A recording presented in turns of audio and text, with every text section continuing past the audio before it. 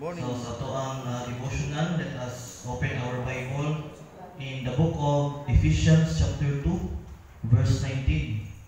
Ephesians chapter 2, verse 19.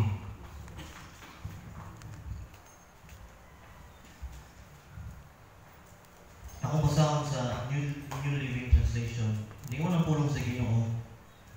So now you Gentiles are no longer strangers and foreigners. You are citizens along with all of God's holy people. You are members of God's family. Father, we thank you sa karong kabutagon. Salamat Ginoo sa imong gihatag nga bagong kinabuhi, bagong adlaw Ginoo. O salamat po sa puso nga makaadumi sa imong balayon tuanan nga makasimba mi kanimo Ginoo karong buntag.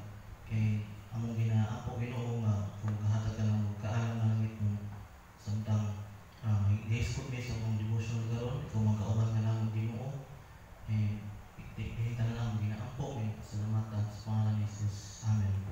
So last Sunday ang ato ang devotional is about you were formed for God's you were planned for God's pleasure. Ato na naisgutan. And this morning mag-isgot ako about you were formed for God's family. No, last Sunday, for God's pleasure karon, we are formed for God's family.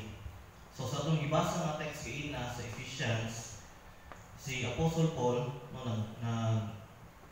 sulat siya sa mga believers, reminding them kung kinsa sila diha kang Kristo. No, kung basahon nimo ang kaning chapter 2, no, na title diri nga gikan sa kamatayon ngadto sa kinabuhi.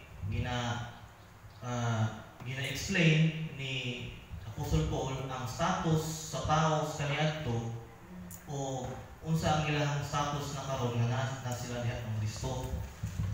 And then sa verse 19 si Apostle Paul nagsulti diri nga we are no longer outsiders or foreigners but nahimo na kang part sa iyang household, no, sa God's family. Dili ni siya usa ka legal status but usa ka relational reality nga nahitabo sa kinabuhi sa usa ka Kristohanon, katong genuine nga nahimong Christians. So ang Ginoo, no, gitawag kaniya nga iyang mga anak and karon nahimo na kang part sa iyang spiritual family nga kaniyang pamilya it will last forever. Dili lang siya sa temporary na pamilya. So usa sa mga purpose sa Ginoo sa tuwa sa Kristohanon is fellowship, nga mabilong ta sa usa ka pamilya kay wala man nag-create sa Ginoo nga kanang in isolation, no, i-create sa Ginoo as social and relational beings. Kailangan kita connection, kailangan kita nga mulaw o kailangan kita ilaw, kailangan ta nurture, kailangan kita i-nurture. Muna na ayun day pamilya, household, muna ang purpose sa Ginoo sa Kristohanon. No, dili man kinabuhiin isolation. No, being part of God's family is dili siya kanang side benefit sa salvation. No, usa ka usa sa mga central plan ni God sa ato ang kinabuhi, nga maging part sa kanang iyahang pamilya.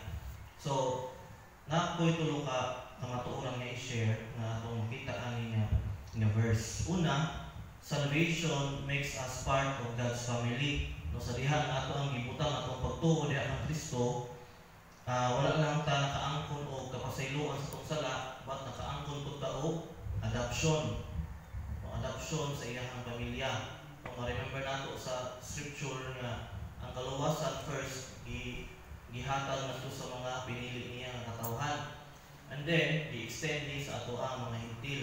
So, we are adopted sa iyang panimalay. Ang Ginoo na imong atong amahan o kita na imong iyang mga anak. So, we are no longer spiritual orphans or imong diri sa atong text, foreigners or outsiders. But na imong natang members sa iyang loving and eternal nga household or pamilya. Ikaduha, the church is God's family